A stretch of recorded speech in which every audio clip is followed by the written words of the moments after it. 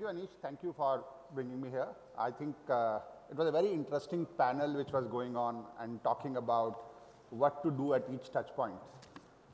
What we thought we will do for the next 15-20 minutes to look at how Indian consumer behavior is evolving. It's very good to see from retail perspective or a retailer perspective that what all we can do and what all we can't do.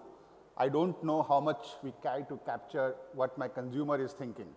And I think somebody made a very good notion about the DIL philosophy, the day in life, and we will just try to see what the guys are thinking.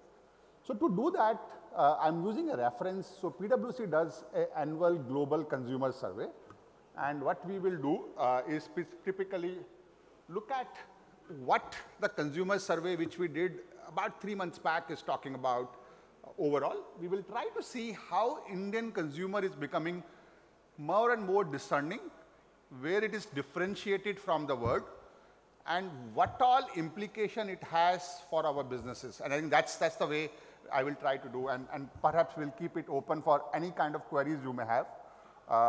So bear with me, you may see some numbers which may look heavy, but it's not to look at the numbers, it's to look at how and what we can do in terms of making sure that my consumer get what he's looking for. So when we looked at this period, I just also want to set the global context, right? So when we tried to speak to this consumer, that is the time when we were having war in Ukraine. That is the time when we were having a very high level of uncertainty, means we are still living with that, the war is still on, may have reduced its significance a little bit, but it's still on. There's a fuel crisis, there's a post-COVID growth which is being threatened by the fuel crisis, which we all know about it. There's a very high level of restrictions. You see China closing down someday. Suddenly you see a news that, okay, the cases have increased in Delhi, people should remain, the masks are back, you should go back to home. So all of that kind of thing which we were living in.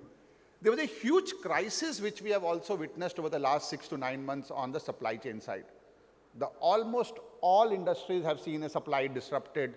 There are issues around energy, there are issues around raw material supplies. All of that happened during this period, right? More importantly, for our business, we have a very high level of inflation. We perhaps have not seen such a high level of global inflation in the recent past, right? It's roughly about 20 odd years or 25 odd years record which has been broken. Also, there is a little bit of recessionary fear, particularly in the US market, and US being the biggest market, we all claim that dictate how the world will move. So I think that's the backdrop at which this survey happened. We obviously have some positives around pent-up demands. We have things around that. Now, how we have tried to do, we looked at some of the key themes which we think are emerging, and that's the hypothesis we started, and I will come to result very quickly because all of us are interested. So we tried to look at how the customer behavior is changing, right, in the post-pandemic world. Till now, we were living in pandemic. Now, more or less, mentally, majority of the consumer across the globe has said that we are in post-pandemic world. Pandemic is actually over, or at least the fear of pandemic is over. So I don't mind going out for shop. I don't mind living my life as I used to live 2 years back. But there are going to be certain precautions which I need to do. And we thought this is a good backdrop to look at when we look at the results. The second thing which we looked at, how the consumer behavior changed because of supply chain disruption. Now, this is very important. I mean, there are a lot of retailers spoke to us and said, is the consumer changing brand? Is the loyalty going down because there was no availability of my brand on the shelf? So all of those discussions actually asked us to look at this kind of this thing. The third piece is we all hearing about it. All the analysts are talking about it. What is happening on the ESG world, right? Are the consumer really thinking about environment or safety? Right? Those are the kind of things which we thought will be important. The other important thing is the lifestyle. And lifestyle is important because I don't think we live in two worlds, which one is physical, one is digital. I think that whole concept of physical and digital world is over. We live in a world which is a phygital world. We go to a shop, which is a physical shop or a physical store, pick up a physical product, but pay through a digital channel through my mobile, either through a digital app or through a GPay or all. I am now living everything I do as a consumer, and you should also look at your daily routine. is no more pure physical or pure digital. It's actually phygital. And I think that's where we're seeing a big change. Also, majority of my retailers have also started using this to make sure that for their digital interaction, how can I bring in value? So things around virtual reality, the augmented reality, all have started coming in. People are already having their meta or metaverse avatars on the metaverse world so that people can, or consumer can relate to it. People are looking at different kind of loyalty. So all of that is happening. And we thought, let's capture that. And the last thing is, what is the brand trust? Whether we're still building the trust on the brand or not. I think somebody gave an example of Apple, that when I get an Apple product, I know this is the features which is going to deliver, this is the ease which is going to deliver, this is the experience is going to be delivered. Also on the trust is, all of us know that knowingly or unknowingly, the kind of data trace we are leaving in this world today is making sure that somebody else knows about me today better than I know about myself. Right? How will I live in a world where there are people who knows more about me than even I know? And they know about my preferences, they know about my value system, they know about my thoughts, and all that's become very, very real. So those are the 5 backdrops in which we have done this survey. So we have looked at the context, we have looked at the hypothesis. I will perhaps take this into the consumer trend. And I think these are the 5 trends which we wanted to talk about, is how we are going to work around these 5 trends. We are looking at 5 key trends and their business implications. Okay, so we are talking about 5 consumer trends and their business implication, right? So I think the idea is how consumption is taking the cross-channel kind of a view. We always have looked at a view on digital channel. We have always looked at a view on a physical channel. But we all believe somewhere in our heart that we are still not true omni-channel. So where are we in between? And we thought, let's look at what is the trend happening there, right? What is the expectation customers are having when they say that they have an increased security of their personal data? And this is again a very, very important trend which we are seeing. Customers are now looking at saying, boss, I am giving you my data. Please tell me what are you going to do with my data? We even had cuts around different generations, different population thing. That becomes very important. The other thing I think somebody talked about in the last panel is, do I have more stickiness to the activities which I'm doing at home? That's extremely important. I spend much more time at home today than I used to spend before. How my behaviors have changed because of that. Am I watching more videos? So is it become a more advertising channel for me? And that could be an application. Am I buying more from home? Am I buying more in a hybrid mode where somebody given an example that the store will actually, you can look at the store on the mobile, pick at the product, go to store, pick it up. All of that is happening. And that's another important trend which we are seeing. The other thing which we are seeing is the sustainability-driven consumption. And I will not use the word ESG because it is not completely ESG, but yes, are my consumer more aware about the sustainable product and how they are manifesting it in sense? Does it mean the natural products are getting better market? Does it mean that I am getting more and more consumer who are health conscious? All of that coming into that piece when we call about ESG. And the 5th trend which we are seeing is that the consumer buying, and which is something which intuitively we all know is still driven by variety, price, as well as the health consciousness. Health has become an important factor in the consumer choices. I was reading it somewhere, and I think Times of India carried a report that there are more people who are health conscious today than about 2 years back. People are doing more exercises, people are suddenly looking at more sports goods, people are looking at more gyms, all of that has happened. And this is a change in the consumer trend which has happened. Right? So with that kind of a view, let's look at what these 5 trends are saying. And that's what we will try to cover. And then maybe we try to see what is the implication it has into our businesses. So if I look at the whole consumption taking a cross-channel view, there are 2 things what we did. And we have data from both global and the Indian consumer. I just kept it there just to compare, right? And which, if you look at this data, it looks like that Indian consumer is far more ahead in terms of their thinking compared to the global thinking, assuming when what they are doing is more thinking. So when we ask the consumers that how often you are going to buy the product and from where, in physical store is growing, right? So there's no way the physical stores are going to go away.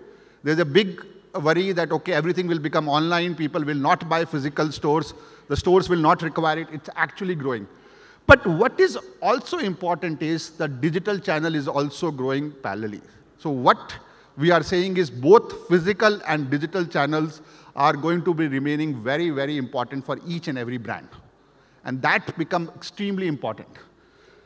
Also, when I look at digital channel or online, we try to look at how the people buy. And that's again very important because which tells them where they're buying from. Are they buying from mobile? Are they buying it from tablets? Or they're buying from their laptops or the websites? And we see there's a decent shift which is happening towards mobile. So mobile is becoming extremely important per se. Very importantly, and I will actually share this data, 73% of Indian consumers says that they are going to visit a shopping mall in next 6 months. There will be another slide which will come later which is exactly the same number of people says that they will go to office to work in the next 6 months. So the people ability or thinking right now is that their view of going to office is same as their view to going to mall. So that's exactly means that my consumer uptake, which is started now, is still going to continue for some more time. That's another important point which we are getting, right? Also, what we are saying is there are a lot of consumers trying to merge the channels per se. The people go to shop, but they end up paying through digital wallets or digital channels or a GPay or an Amazon Pay or a Paytm and all of those. Now, that's again a very important trend. What it is saying is that there's an interplay between the channels which have started, and it's becoming more and more important by the day. We have also tried to look at which category has better coverage from which particular channel, right? So, and that's what we have tried to show in the bottom one. It's also on the online and the physical store. Again, in majority of the category, you will see that online is picking up faster. This is the growth. Remember, fashion, we always thought will be more difficult. People like to go try it out. Is actually catching up online much, much more faster. And this is, again, a pure play Indian data. Right? So that's the data which we are looking at, and we are comparing it with this thing.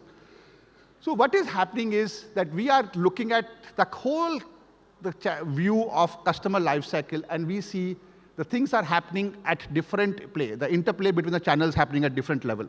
So when the customer research, he does it perhaps more online. But majority of the consumer actually do price comparison. That's also perhaps happen online. And then comes the product comparison, which happens online and offline. And there are multiple channels which are happening. Then there's a purchase decision which is happening. So across the customer life cycle, you are looking at a customer journey, you are looking at the people are moving between different channels per se. So that's a big thing which is happening. Now come to the second thing, which is what we're talking about, the trend. With the whole digital revolution which is happening and with the data which we are leaving on the table, there's a large number of customers who are becoming more and more aware of the trust factor. What is going to happen to my personal data? Now, that is where another interesting trend which we are seeing in the marketplace, right? I actually want my data to be protective. I'm sharing data, so people are far more open. So if you look at the bottom, this thing, people in India are far more open to share data, but they are worried about what is going to happen with their data. We still don't have the laws. We still don't have the enough awareness with the people who are collecting my data to actually deal with my data responsibly. So that's the other trend which we are seeing in the consumer. Now, the third one, which at least I'm much more intrigued with, is the more and more activities are going to happen at home. We never felt that home will be my place to actually sell a product. It is today. There's a huge amount of shopping which is happening at home. There's a huge amount of work which is happening at home. People are spending much more time at home per se. Now, how will I use as a retailer that is my store of the future is going to be an important part. And we don't see this is going to change. I think, again, the last panel talked about it, that you will see much more hybrid working in the future, right? So people will actually continue to work at home and office. I think it's a very important data point which I'm looking at. 77% of people think they will go to work. 73% of people think they will go to mall. So the number is very close to each other. So effectively, as many people as people go to work or go back to office, the same number of people will not mind going to mall or a restaurant to actually eat. Now that's another important trend which is happening. I will also tell you this also gives me a significant change in the trend. This means that people will prefer local much more. So when I merge local with digital, I will actually create more and more hyper-local ecosystems. And I personally believe one of the market trend it will give is there will be much higher number of hyper-local ecosystem which will come in, much higher number of quick service providers which will come in. All of that will become more and more important, right? So that's the other trend which we are seeing. The fourth trend which we are seeing is the consumer are looking for more purpose-driven businesses, right? That's another important piece which we are looking at, right? So they are looking at the businesses which have values, which have beliefs, which actually look for environment, for society. All of that is happening. We have a mix of the category, and I think one very important trust, you have a category called Gen Z, right? We all felt that Gen Z is much more aware, but it's still a me, my, mind kind of a population which looks at immediate consumption.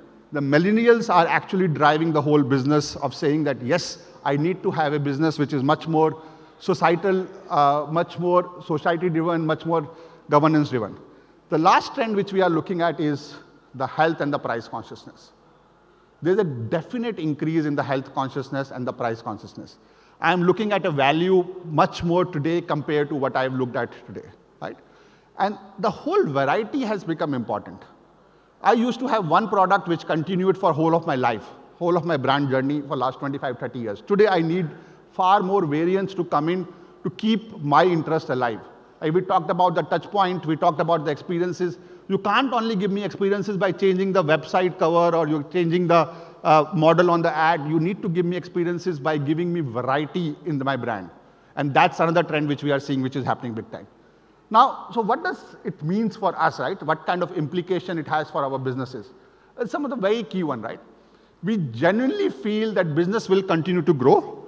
The consumers are almost at the same level where they were either pre-pandemic, or in many cases, the consumer enthusiasm is much more than pre-pandemic level. So majority of the businesses are more or less achieved their pre-pandemic run rate, or they are doing better. But there are a few interesting things which are happening there, which we need to be cautious of, per se. So there is new entry of, and the growth have happened in B2B social commerce, and that's going to pick up big time. There's also going to be a big interplay between the digital and physical channel. Now, when I say the interplay, I'm not saying people will not go omni-channel. I'm saying people will actually have mixture of channel which will come together. You will go to a store, but you will pay from a digital enablement. You will go to a store, you will look at a virtual reality to tell you which product you have to buy or help you select a product. Or you will have a virtual reality doing the role of a salesman. And all of that is going to happen, and that's actually happening. The digital ecosystems are doing much, much better today compared to a pure play physical ecosystem. So you will need an omni-channel ecosystem which is coming. There's a growth in online, fashion, food, grocery. All the categories are showing that kind of a growth, which is important. There's a significant growth in D2C business, right? Also, the D2C business helps people to buy or consumer to buy from home. So that's another interesting thing which is happening, and it's a big trend which will continue to happen. Somebody talk about brand going online and selling it from their website. The brand.com, which used to be anywhere between 3 to 5% for majority of the brand, are now anywhere between 10 to 30% of their revenue. And this all happened over the last 2 years period. It's not very long, right? There's also a very strong need of the capability around demand sensing. How will I manage my inventories? How will I work across my supply chains? Because the supply chain has to become digital. So there's huge stuff which is happening. The digital enablement also allows you to build hyperlocal. And we strongly believe that hyperlocal ecosystems are going to emerge, and more hyperlocal ecosystem will do that. It may still be under same umbrella. It may not need to be a different brand at different places, but the ecosystems which will emerge is the hyperlocal, which also tells me there is going to be still the need of local kirana store and the local chai wala nearby my home, because that's the ecosystem which I will live in. Having said this, there are still some pain left for the people who have a lot of real estate captured earlier, right? or they're still coming out of pandemic per se, and they're still recovering what they have lost in the last 2 years, because we all have gone through a little bit of slow phase in the last 2 years, so we are still recovering from some of that. Also, this become more complicated because the business environment is still uncertain. I don't know what is going to happen 3 months down the line. I have a very good view of what is going to happen in 3 months, but what will happen after 6 months, I don't know. And that uncertainty is still there in the business, right? There's also challenge in terms of talent. I don't know, all of you are running your businesses, how much you are facing it, but the talent challenge is absolutely real. I'm not getting the right talent on my storefront, on my technologies, or my businesses. So that's the way we are seeing the whole ecosystem is developing, and that's the kind of consumer trend which is happening. So we did this whole consumer survey sometime in the month of March, April, and the results got out in June. So this is as latest as what we can be. I think there have been some changes which has happened in the last 5 months in the global environment, which may have some influence on it. But because we have done it after the war has started and after the China embargo and all of that, it has captured the latest trend per se. We do it every 6 months to make sure that we continue to see what my consumers are thinking and where it's going. So with that, I think my time is over. I've already been warned a couple of times that we have gone more than 20 minutes. And I know Anish is completely ready. So let me just pause here. If you have any one question, I can perhaps take. Otherwise, I will give it a pass. Yeah, please go ahead. Anish, one question, that's it. Thanks so much, Amit. Am I audible? Yeah. Okay, so Amit, my question was pertaining to the premiumization trend. And what we are seeing is the consumption pyramid, if you look at, they're saying that India is going to be not a middle class economy, but an upper middle class, rich class economy. And so where do you place this trend? How, in your research, in your analysis, where does this figure out? Right. No, I think it's a very good question. Let me give you a short answer and a long answer. The short answer is that currently we don't see a significant trend coming out like that. So we all have this hypothesis, including me. But where we are seeing a trend is that people are going away from saving and saying that, okay, let's live in present rather than live in future. So Indian as a consuming class has always tried to live in future, that, okay, let me build some assets, let me store some money, and then I will spend it some other day. That trend is reducing, particularly with millennials and the Gen Z as they're coming into the consuming class. And they are thinking that, okay, I don't know, my future is very uncertain, let's enjoy the present. And that trend is definitely increasing. But does it mean there's a trend to move to luxury? Right now, we don't have a significant data proving it or disproving it. So I don't have the data to right now say. At least the survey has not captured it clearly. Thank you, guys. So I think this was, thank you.